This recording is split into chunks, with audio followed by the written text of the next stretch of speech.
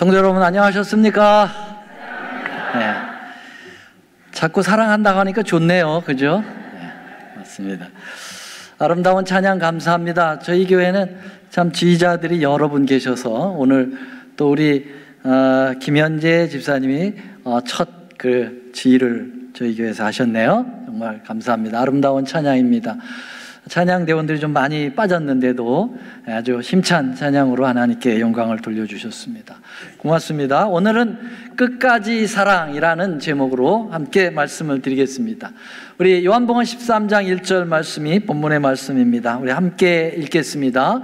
시작.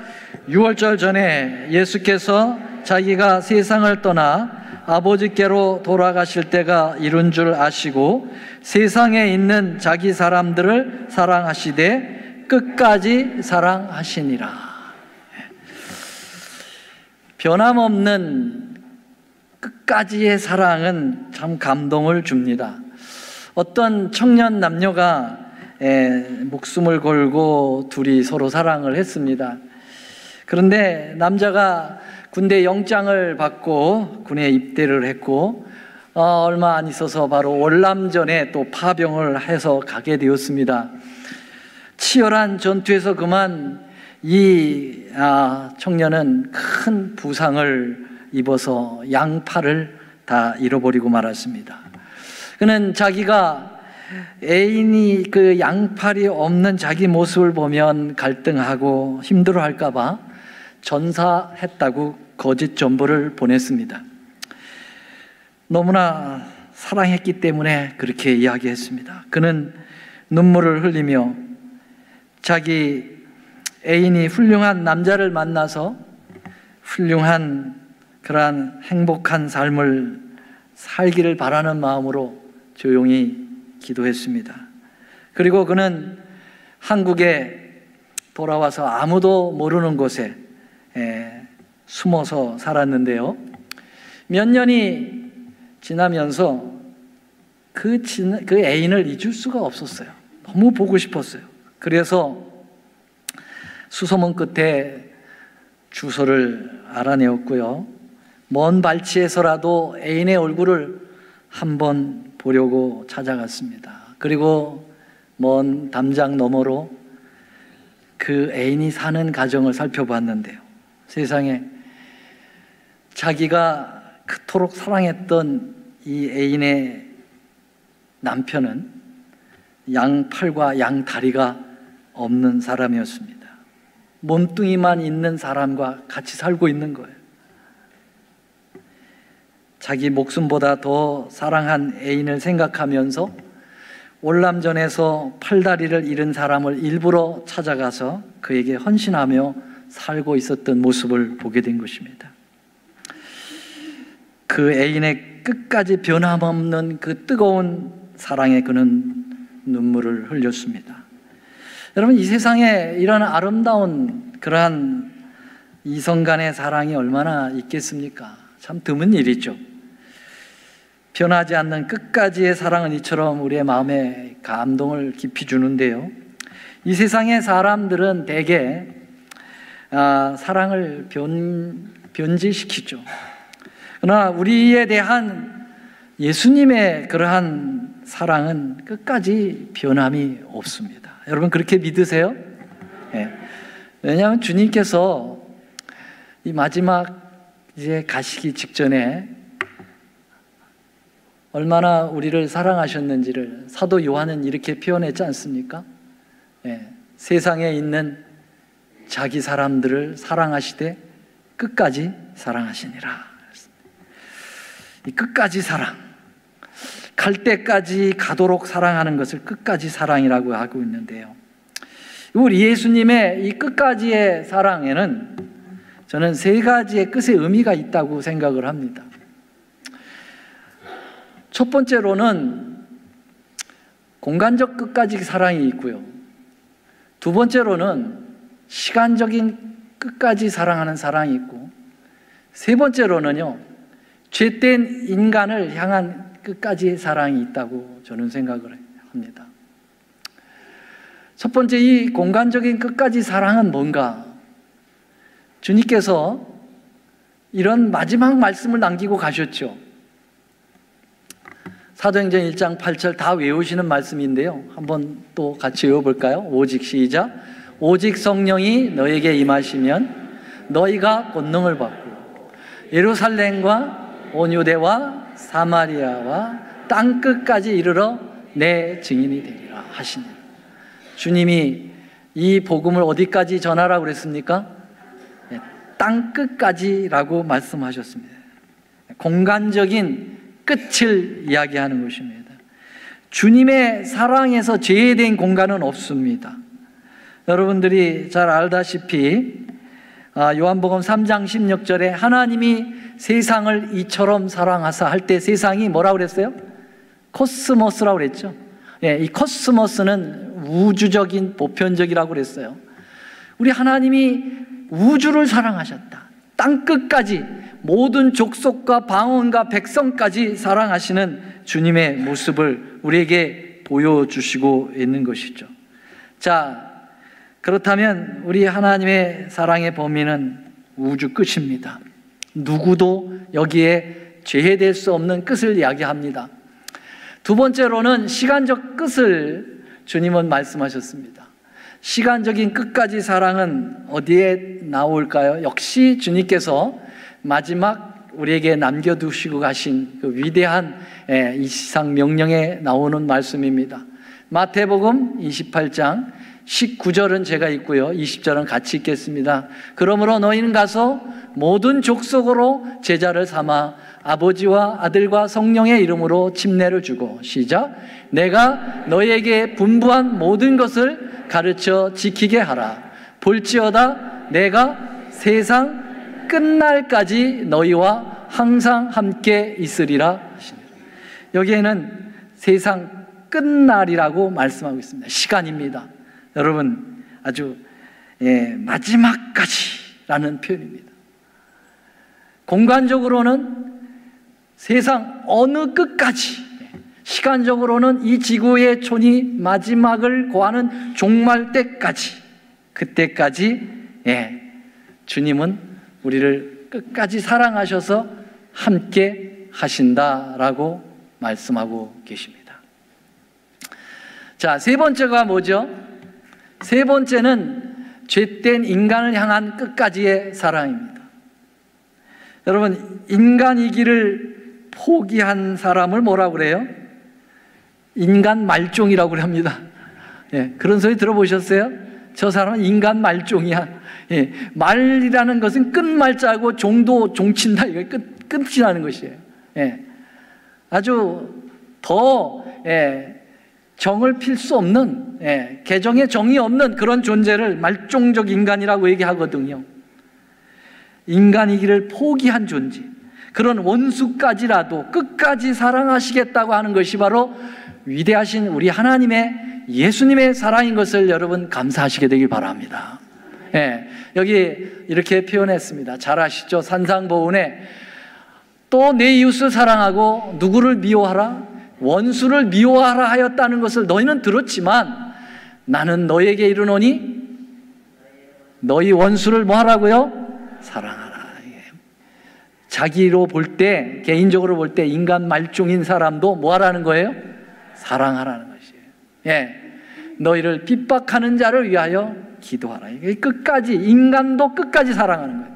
여러분, 공간도 끝까지 공간적으로, 그 다음에 시간도 끝까지, 그리고 인간도 끝까지 사랑하신다라고 하는 그런 표현을 하고 있는 것입니다. 자, 오늘 본문이 포함되어 있는 성경 말씀은 요한복음 몇 장일까요? 어떻게 이렇게 하니까 3장 10절로 거꾸로 합니까? 10장, 13장 1절이 13장 1절. 여러분, 제가 이 안식일 예배는 지금 무슨 말씀을 계속 살피고 있어요? 요한복음 1장서부터 지금까지 수십 차례를 했는데 그게 바로 안 나옵니까? 요한복음을 공부하고 있잖아요. 지난주에는 요한복음 12장을 마지막 말씀드렸고, 오늘은 몇 장? 13장. 이 13장에 나오는 이 모든 내용은요, 인간 말종을 끝까지 사랑하시는 예수님의 예가 나와 있어요. 그래서 아주 1절부터 예수님이 자기의 사람을 사랑하시되 끝까지 사랑하신다고 하는 말씀을 선언하고, 그 선언한 말씀을 어떻게 사랑했는지를 요한복음 13장에 쫙 표현해 놓고 있다는 것입니다. 자, 이제 예수님의 이 땅에서 생명의 끝의 시간이 점점 다가오고 있었습니다.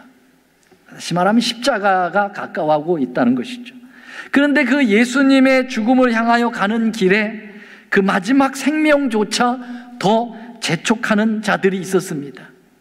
한 명은 선생님을 은 30에 팔아먹은 진짜 인종 말단의 그러한 사람, 누구죠? 가룟 유다고.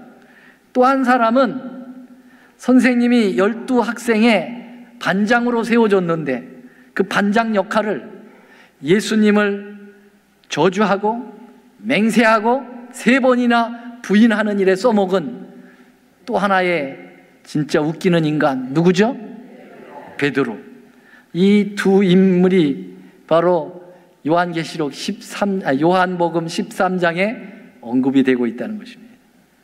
재미있는 것은요, 예수님의 12제자 중에서 이 두 사람의 이름만 요한복음 13장에 나오고 있습니다. 이 두 사람의 이야기를 주로 다루고 있다는 것입니다. 두 사람의 악한 행동을 다루고 있다기보다는 그 악한 행동을 한 그 두 사람을 끝까지 참고 사랑하신 예수님의 모습이 담겨져 있다, 이 말이죠. 자, 여러분,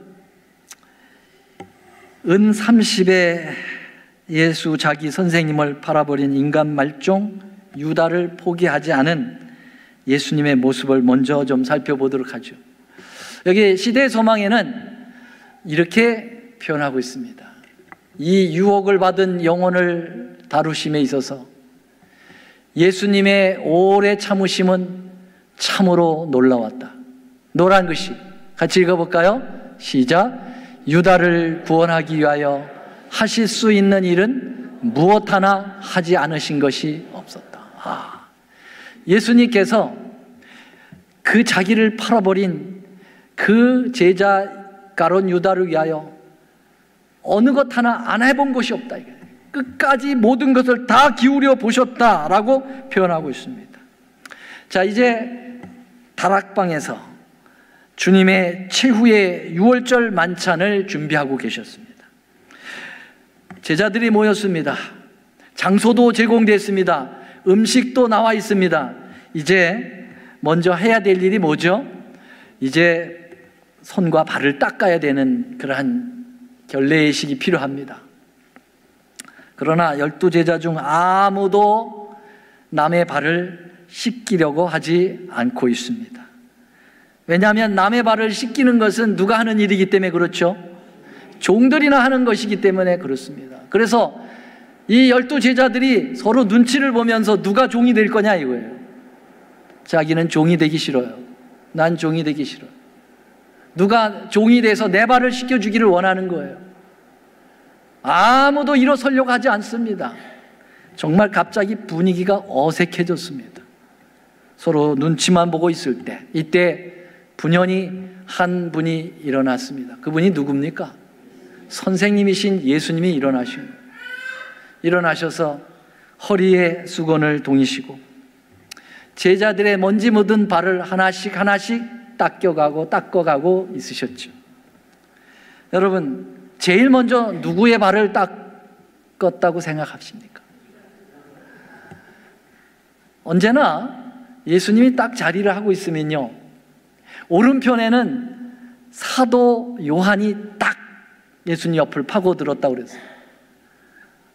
그는 예수님을 정말 사랑한다고 생각을 했어요. 그리고 자기를 가리켜서 주님이 사랑하는 제자라고 표현을 했어요. 예.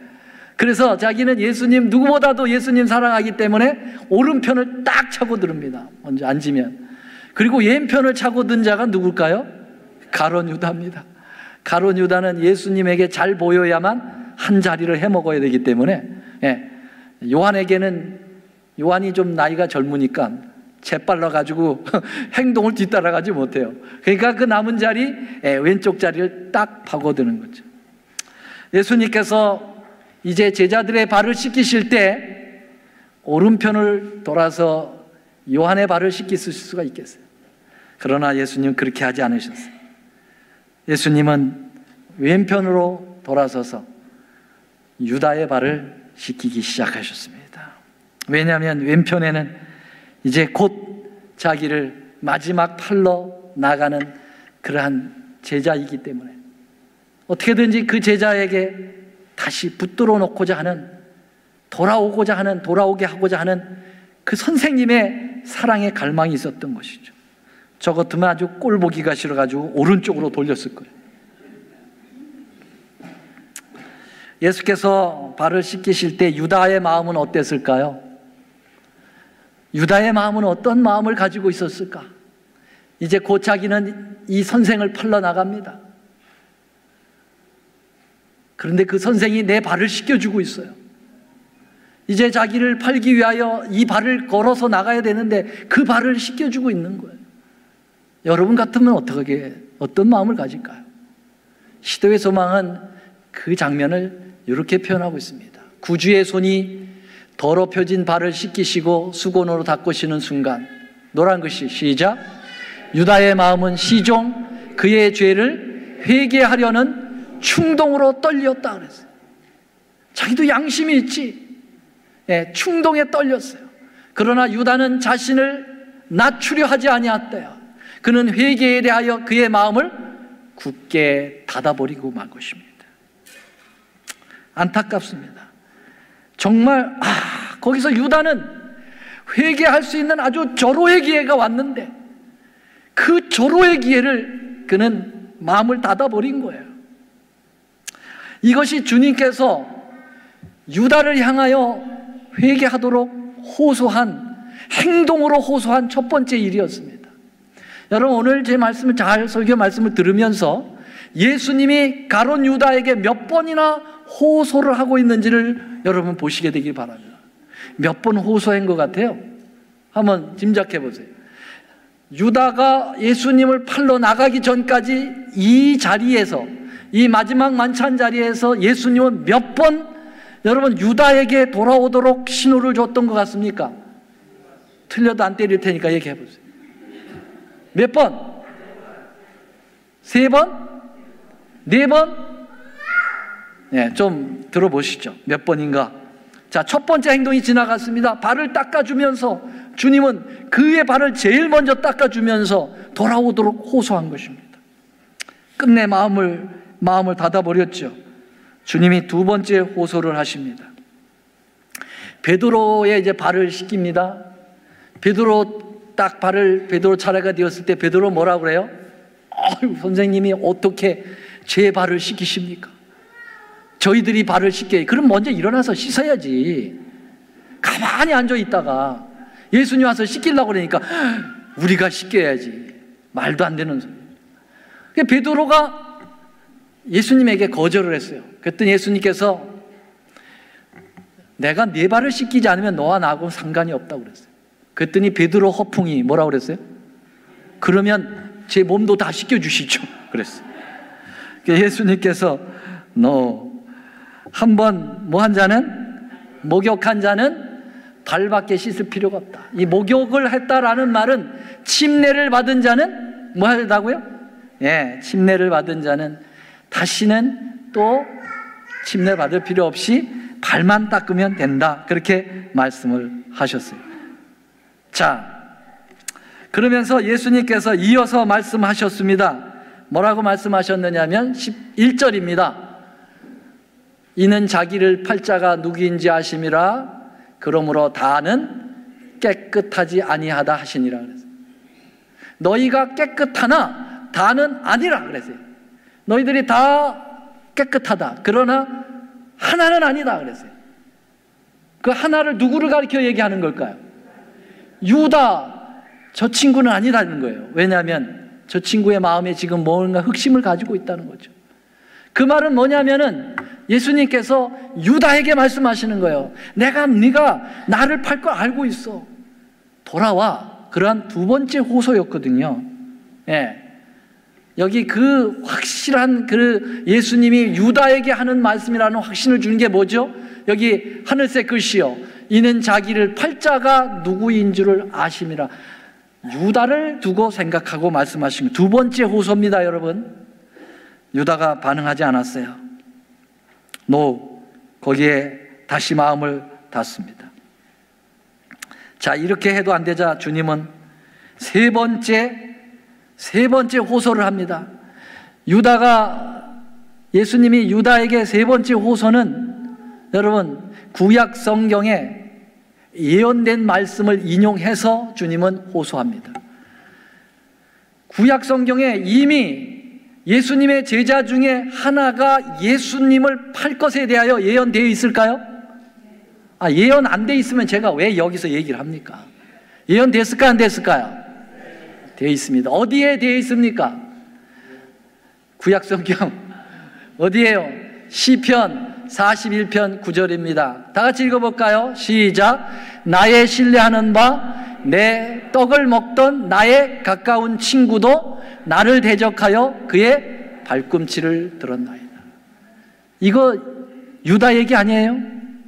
같이 떡을 먹던, 지금 만찬 자리에서 함께 떡을 떼며 주고 있는데 가까운 친구, 제자 중에 하나가 바로 나를 팔 것이다, 발꿈치를 들었다라는 말은 팔러 나가겠다 이 말이잖아요. 이 말씀을 예수님께서 인용해가지고 지금 세 번째 가룟 유다에게 호소하는 거예요. 내가 너희를 다 가리켜 말하는 것이 아니라 내가 나의 택한 자들이 누구인 줄 암이라. 그러나 내 떡을 먹는 자가 내게 발꿈치를 들었다 한 성경 시편 41편 9절의 말씀이 지금 응하게 하려는 것이라고 말씀하셨을 때 유다는 정신을 차렸어야죠. 이 정도 했으면 정신을 차렸어야죠. 그런데 이 집요한 끈질긴 주님의 호소도 문 건너가 버리고 말았습니다. 여러분, 우리가 흔히 얘기하면은 끝까지 얘기할 때는 3-4번이라고 했죠. 3-4번. 예수님이 3-4번 호소했습니다. 그럼 여기서 예수님은 끝났을까요? 아닙니다. 21절에서 네 번째 호소가 들어갑니다. 네 번째 호소를 보시죠. 자, 이제는 아주 직접적으로 말씀을 하십니다. 다 같이요. 시작. 예수께서 이 말씀을 하시고 심령에 민망하여 증거하여 가라사대 내가 진실로 진실로 너에게 이르노니 너희 중 하나가 나를 팔리라. 아주 직접적으로 표현합니다. 너희 중 하나가 나를 팔 거야. 네. 그러면 유다가 정신을 차렸어야죠. 이렇게 네 번째 호소에도 유다는 결코 자기의 마음을 주님께 돌이키지 않았습니다. 여러분, 이때 예수님 마음이 어땠을까요?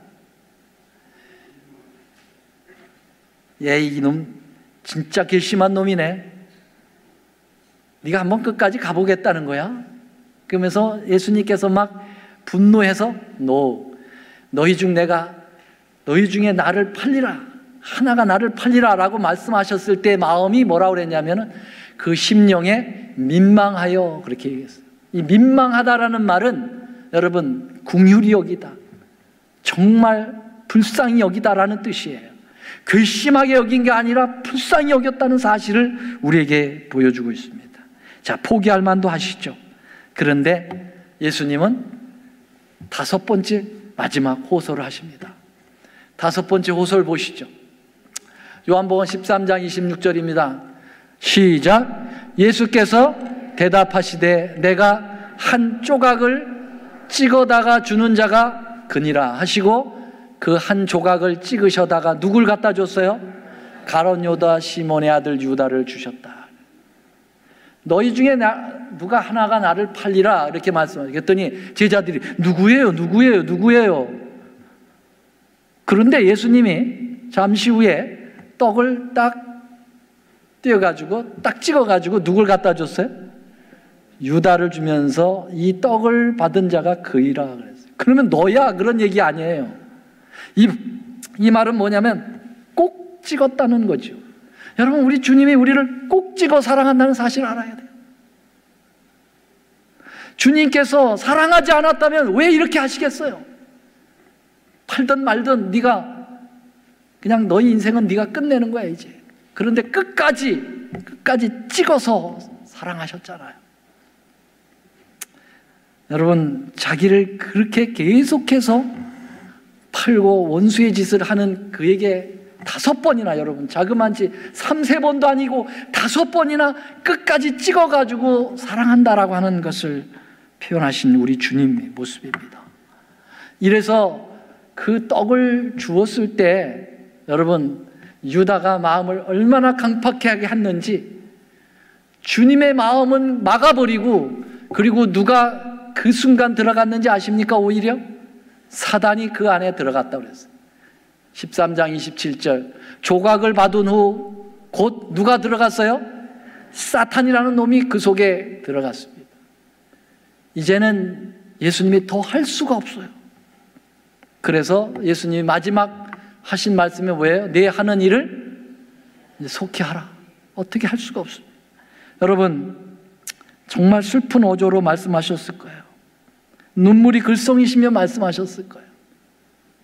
사랑하는 아들아, 이제 어떻게 할 수가 없구나. 이제 네가 할 일을 할 수밖에 없구나, 이 말이에요.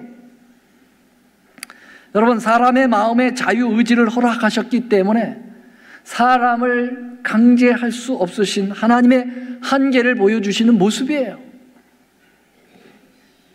사랑하시는 성도 여러분, 우리가 주님으로부터 이런 사랑을 받고 있다는 사실을 기억하셔야 되기를 바랍니다.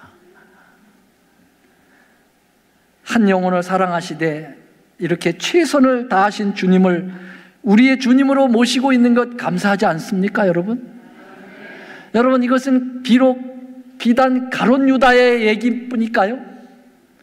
어쩌면 우리는 예수님에게 그토록 반복하여 범죄를 저지른 죄인들이 아닐까요, 여러분? 다른 사람 둘째치고 저를 생각합니다. 어쩌면 주님께 그렇게도 말을 안 듣는지, 제 자신을 제가 생각해도 너무 미워 죽겠어요. 어쩌면 그렇게 주님을 철저하게 부인하고 있는지. 그런데도 주님은 끝까지 붙들어서, 그래도 너 부족하지만 너 목회해야 돼, 이 자리까지 세워주신 주님 보면 주님 사랑이 너무 큰 것 같아요. 오늘 이런 죄인을 갖다가 끝까지 그 짧은 시간에 5번이나 자신을 팔겠다고 각오한 그러한 사람에게 사랑을 베푸신 주님. 여러분, 유다 같은 인간 말종도 이렇게 끝까지 사랑하셨는데, 여러분, 우리 또한 그렇게 사랑하지 않으시겠습니까, 여러분? 여러분, 우리 함께 주님께 마음을 돌이키시게 되길 간절히 호소합니다. 그 다음에 또 한 인물이 누구였어요? 베드로. 3번이나 저주하고 맹세하고 부인한 베드로에 대한 끝까지의 사랑은 오늘 시간이 없어서 못 말씀드립니다. 다음 주에 제 2탄으로 말씀드릴 거예요. 자, 이제 저는 이 끝까지 사랑하시는 예수님의 사랑, 그 사랑을 우리는 어떻게 대하고 있는가? 저는 우리도 첫 번째로는 우리 주님을 끝까지 사랑하고, 두 번째로는 우리 주위의 사람들을 끝까지 사랑해야 되지 않겠습니까? 여기 예수님의 사랑을 배워서 사람을 끝까지 사랑한 감동의 실화를 말씀드리고 오늘 저는 시간을 마감하려고 하는 것입니다. 한 유대인 군의관이 자기의 실제적 경험을 간증으로 기록한 간증집에서 저는 이것을 읽고 여러분에게 말씀을 드립니다. 그 간증 제목은 뭐냐면은 내가 그 사람이요 라는 제목입니다. 미국 독립전쟁 때 나는 군의관으로 있었다. 이 유대인 군의관입니다. 유대인들은 철저하게 예수를 증오하도록 어려서부터 배워요. 유대인 군의관의 경험입니다. 게티스버그 전투가 있을 후에는 수백 명의 부상병들이 병원에 몰리게 되었고, 그 중에 28명은 중상이어서 특별한 수술이 필요했다. 어떤 군인은 팔을 혹은 다리를 잘라야 했고, 그 중에 팔다리를 모두 자르는 끔찍한 수술을 받아야 하는 중상자들도 있었는데, 그는 바로 찰리 콜손이라고 하는 사병이었다. 너무 어려서 그는 정식 군인이 되지 못하고 그냥 나팔수로서 부름을 받은 그런 찰리 콜손이라고 하는 어린 병사였습니다. 그만 이 병사가 그 전쟁통에 큰 부상을 입고 지금 팔, 다리를 모두 절단하는 수술 속에 들어가 있는 것입니다. 이제 조수가 수술을 위해서 마취를 주기 위하여 마취를 시키려고 할 때 이 찰리 콜손이 고개를 가로저으면서 마취를 받지 않겠다고 한 것이었습니다. 그래서 이 엄청난 수술을 어떻게 마취를 받지 않겠느냐고 그랬을 때 이 소년이 의사를 보내달라고. 그래서 이 로즈벨이라고 하는 유대인 군의관 수술 의사가 왔습니다. 그러면서 침대 곁에 가서 말하기를, 이보게 젊은이, 왜 마취하기를 거절하는가? 내가 전쟁터의 자네를 보았을 때 너무 상처가 심해서 후송해도 소용이 없을 것이라고 생각했지만 그 커다란 푸른 눈을 둥그렇게 뜨고 나를 쳐다볼 때 자네의 사랑하는 어머니가 싸움터에 나간 아들을 기다릴 것을 생각해서 이 병원에 후송한 것일세. 그냥 그곳에서 전사하도록 버려둘 수가 없어서 입원시키라고 했던 거야. 이제 피를 너무 많이 흘렸기 때문에 마취하지 않고는 도저히 수술을 견디지 못하네. 그러니 마취하도록 하지. 그리고 조용히 말을 했을 때 그는 내 손을 지그시 잡으면서 얼굴을 뚫어지게 쳐다보았습니다. 군의관님, 저는 10살 때 어느 일요일 오후 교회에서 예수 그리스도를 나의 구세주로 영접했답니다. 그때 저는 예수님을 의지하는 것을 배웠고, 그때 저는 지금까지 그 주님을 믿고 의지하며 삽니다. 그분은 나의 힘이고 나의 도움이 되시기 때문에 오늘 팔다리 절단하는 수술을 받을 때도 저를 도와주실 것으로 믿습니다.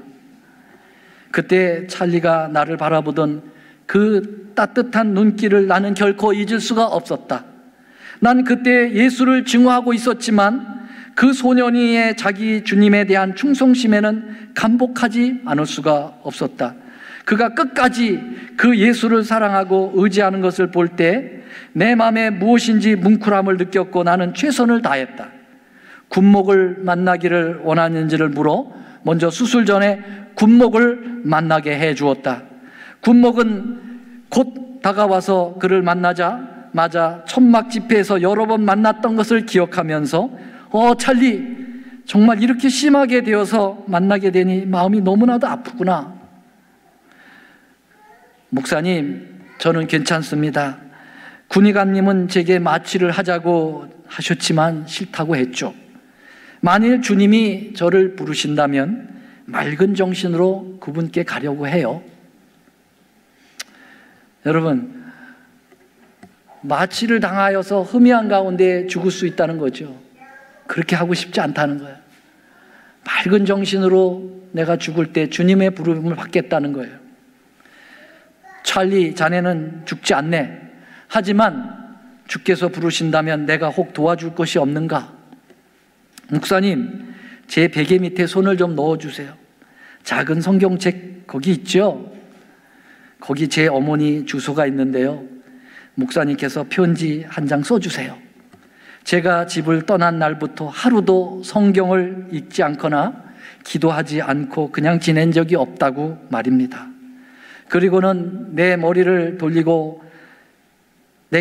돌리고 말을 이었다. 군의관님, 저는 준비가 되어 있습니다. 제 팔다리를 절단하셔도 절대로 괴로워하지 않을 테니 염려하지 마세요. 나도 집도할 것을 약속하기는 했지만 도대체 용기가 나지 않아서 옆방에 들어가 진정제를 먹고 나왔다. 여러분, 환자가 진정제를 먹어야 되는데 지금 의사가 진정제를 먹고 와서 수술을 하는 거예요.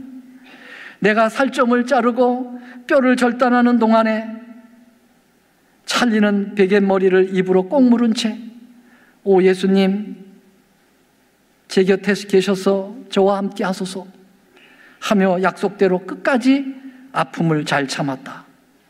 그날 밤 나는 좀처럼 잠을 잘 수가 없었다. 그 어리고 푸른 눈동자의 사병의 용기와 사랑은 물론 예수님 내 곁에 계셔서 나와 함께 하소서 하던 그 조용한 음성이 자꾸 귀에 울려오는 것이었다. 밤 1시가 가까웠을 때 난 자리에 벌떡 일어나 병원으로 가보았다. 사실 아주 특별한 일이 아니면 나는 이렇게 해본 적이 없었다. 병원에 도착해 보니 어제 입원한 중상자 중에 16명이 밤중에 사망했다는 소식이다. 급히 물었다. 찰리는 어떻게 됐어? 별일 없습니다. 지금 어린애처럼 잠이 들었습니다. 당번 의무병이 대답해 주었다. 그런지 닷새 후에 그 소년의 팔다리를 완전히 절단했고 그날 나는 내 생전 처음 그에게 복음을 듣게 되었다. 군의관님, 이제 제 시간이 온 것 같습니다. 다시 해가 뜨는 것을 기대하지 않지만 저는 하나님께 감사하며 군의관님이 저를 도와주신 것을 진심으로 감사드리고 싶습니다. 선생님은 유대인이시죠? 그런데 왜 예수님을 안 믿으시는군요. 제가 예수 그리스도를 주님으로 믿고 이 땅에서 인생의 마지막을 어떻게 끝마치는지 제 곁에 서서 제가 죽는 것을 보아주시겠습니까? 그곳에 있으려고 했지만은 도저히 그럴 수가 없었다. 내가 미워하도록 배워온 예수를 사랑하며 기쁨 가운데 죽어가는 그리스도인 소년의 얼굴을 대하고 볼만한 용기가 나지 않았던 거다. 난 서둘러 방을 뛰쳐나왔다. 20여 분이 지난 후에 의무병이 내 사무실을 찾아와 찰리가 나를 보고 싶어 한다는 것이었다. 난 책상머리에서 얼굴을 두 손에 파묻고 앉아 있었다. 지금 방금 보았다. 다시 볼 수 없어. 그렇지만 군의관님, 죽기 전에 꼭 한번 보아야겠다고 합니다. 그래서 그를 만나기로 마음을 먹었지만 한두 마디 말만 하고 다시 나올 작정으로 예수에 관한 얘기는 듣지 않기로 마음먹었다. 입원실에 들어서니 그는 아주 약해져 있었다. 손을 달라고 하더니 조용히 입을 열었다. 의사 선생님, 유대인이기 때문에 전 군의관님을 사랑합니다. 제가 가장 사랑하는 친구가 바로 유대인이거든요. 그가 누군데? 그분은 바로 예수 그리스도이십니다. 닷새 전 수술이 진행되는 동안 저는 우리 주 예수 그리스도께 군의관님을 구원해달라고 기도했습니다. 그 말은 내 마음 깊숙이 무거운 바위처럼 들어와 앉았다. 난 도대체 그 마음을 이해할 수가 없었다. 어떻게 그 고통스러운 수술 중에도 그의 구세주와 나의 회심하지 않은 것만 생각하면서 아픈 기색을 보이지 않았는지, 내가 할 수 있는 말은 여보게 곧 회복될 수 있을 것에 하는 말뿐이었다. 어떻게 내가 그의 다리를 자르고 있는 순간에 그는 기도를 할 때 나를 위하여 기도할 수 있을까? 방을 뛰쳐나온 12분 후에 그는 다시 잠이 들었다. 그러나 그 잠은 주님께서 그 영혼을 데려가는 안식의 잠이었다.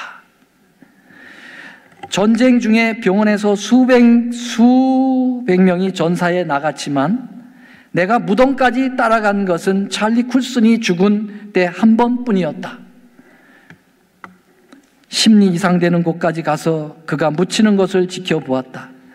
내가 그에게 새 군복을 갈아입히고 장교들이 이용하는 간에 넣고 새로 준비한 국기를 그 위에 덮었다. 그 후 나는 뉴욕의 한 이발사의 친절한 전도로 찰리를 기억했고 결국 내 마음에 예수님을 영접했다. 여기 간증에 보면은요, 그 이발사가 이 군의관을 전도하는데 그 모습이 얼마나 정말 자상하고 따뜻하게 했는지 장황하게 나와 있는데 오늘 시간상 그건 제가 중략하는 겁니다. 그가 유대인들이 얼마나 마음이 강팍했는지 아세요? 그랬는데도 바로 영접을 못하고 수개월을 지냈던 거죠. 그런데 어느 날 출장 중에 뉴욕에서 한 이발사에게 이발을 하면서 전도를 받은 거예요. 그때 찰리 쿨슨이 생각이 나고 그래서 예수님을 영접하게 됩니다. 그리고 그 아내와 철저한 유대인이었던 아내와 심한 갈등을 겪고 그 이혼까지 가지만 결국은 그 아내도 예수님을 영접하게 되었습니다. 구원받은 지 1년 반쯤 지난 어느 날 나는 그리스도인들의 간증 집회에 참석하게 되었다. 서너 사람이 이야기한 뒤에 어떤 나이 많은 부인이 일어섰다. 사랑하는 성도 여러분, 아마 이것이 저의 마지막 간증이며 기도의 제목이 될 것입니다. 어제 의사의 말에 따르면 제 폐가 너무 많이 나빠져서 아마 이 땅에서 며칠 더 지내지 못할 것 같다고 합니다. 곧 주님을 만나게 될 것이니 더 기쁩니다. 제 아들은 이 나라의 군인이었을 뿐만 아니라 그리스도인 군사였습니다. 지난 독립전쟁 때 중상하여 병원에서 유대인 군의관에게 수술을 받았으나 닷새 후에 죽었는데 군목이 내게 아들의 편지와 함께 성경을 보냈답니다. 그런데 그 편지에 그 유대인 군의관이 곧 구원받게 되도록 이 어미에게 간절한 기도를 부탁했습니다. 혹 내가 세상을 떠나도 여러분들이 이름도 모르는 그 유대인 군의관이 꼭 예수 그리스도를 만나도록 여러분 기도해 주시겠어요? 이 말을 할 때 누가 앉아 있었던 겁니까? 그 군의관이 거기 앉아 있었던 거예요. 나는 이 간증을 들었을 때 소스라치게 놀라며 더 앉아 있을 수가 없었다. 나는 벌떡 일어나 그 부인 앞으로 걸어가 그 손을 잡았다. 사랑하는 자매님, 그 아들이 울며 기도하던 사람이 바로 저입니다. 제가 그 사람 로즈베리 유대인 군의관입니다. 이제 예수님은 저의 주님이 되었고 저는 그리스도인이 되었답니다. 해중 가운데 감격과 찬송과 감소가 넘치고 나는 하나님이 너무 감사해서 그저 엉엉 울어버리고 말았다. 한 어린 영혼의 끈질긴 간절한 기도와 끝까지의 그 사랑이 나를 결국 십자가 앞에 오게 한 것이었다. 이제 머지않아 나도 천국에서 그 찰리를 만날 것을 기대하며 내 평생 끝까지 이 간증을 가지고 그리스도를 전하며 살고 싶다. 유대의 군의관 로즈메리, 끝까지 사랑, 위대한 사랑입니다. 주님이 여러분을 그렇게 사랑하셨습니다. 우리도 이 아름다운 사랑 끝까지 나누면서 함께 하늘 본향 같이 가십시다. 혹시 여러분의 마음을 상하게 한 사람들이 있습니까? 나에게 어려움을 준 사람들이 있습니까? 끝까지 사랑하십시오. 그것이 주님께서 우리에게 주신 의무입니다. 그것만이 우리의 권리입니다. 우리는 남을 판단하고 미워할 권리가 없습니다. 사랑하십시다. 말씀 마치겠습니다. 사랑의 주님, 저희들을 사랑하시되 끝까지 사랑해 주셔서 감사합니다. 주님의 그 사랑이 중간에 포기되었다면 우리는 아무런 희망이 없었을 뻔했습니다. 주님께서 인간 말종인 유다까지도 그렇게 끝까지 돌아오도록 호소하셨던 그 아름다운 사랑, 오늘 우리에게도 분명히 다가오고 있음을 우리는 우리의 양심으로 깨닫게 하여 주시옵소서. 주님, 우리가 그토록 사랑을 받아 구원에 이르게 됐는데 우리 이웃도 그렇게 사랑해야 되지 않겠습니까? 주님, 우리에게 마음에 상처 주고 우리에게 어려움을 준 사람들 많이 미워했습니다. 그러나 예수님 사랑 배우고 보니 미워할 대상이 아니라 사랑해야 될 대상인 것을 깨달았습니다. 실천할 수 있도록 도와주시옵소서. 우리 마음이 강팍합니다. 성령으로 우리 마음을 부드럽게 해주시옵소서. 그래서 모든 사람 끝까지 사랑하게 도와주시옵소서. 이제는 우리 하나님의 크신 사랑과 끝까지 우리를 사랑해 주신 예수님의 은혜와 성령님의 감화교통하심이 주님을 사랑하고 주님 나라에 임하기를 갈망하는 당신의 이 모든 백성들 위해 이제부터 영원히 함께 하옵시기를 우리 구주 예수님의 이름으로 간절히 축원하옵나이다. 아멘.